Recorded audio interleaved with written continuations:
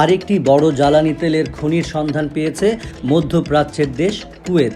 দেশটির জ্বালানি তেলের অনুসন্ধান, উত্তোলন ও বিপণনকারী সরকারি প্রতিষ্ঠান কুয়েত পেট্রোলিয়াম কর্পোরেশন এ তথ্য নিশ্চিত করেছেন। পারস্য উপসাগর অঞ্চলে কুয়েতের ফাইলাকা দ্বীপে নতুন খনির সন্ধান পাওয়া গেছে। প্রায় 96 বর্গ কিলোমিটার আয়তনের এই খনিটিতে অন্তত 320 কোটি ব্যারেল তেল রয়েছে বলে ধারণা করা হচ্ছে। এক ব্যারেলে 159 লিটার তেল থাকে। এখন যেসব খনি রয়েছে সেগুলো থেকে বছরে কুয়েত যে পরিমাণ পেট্রোলিয়াম উৎপাদন করে, নতুন খনিটিতে তার 3 গুণেরও বেশি তেলের মজুদ রয়েছে।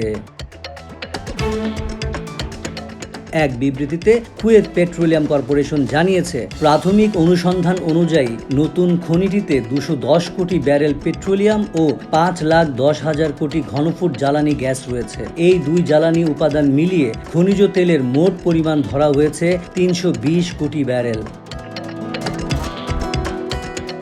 উপসাগরীয় অঞ্চলের তেল সমৃদ্ধ অপর দুই দেশ সৌদি আরব, সংযুক্ত আরব আমিরাত জ্বালানি তেলের উপর নির্ভরশীলতা কমাতে সম্প্রতি বিভিন্ন পদক্ষেপ নিলেও কুয়েতের অর্থনীতি এখন পুরোটাই পেট্রোলিয়ামের উপর নির্ভরশীল। ধারণা করা হয় শতকরা হিসেবে বিশ্বের মোট তেলের মজুতের 4% রয়েছে এই উপসাগরীয় দেশটিতে।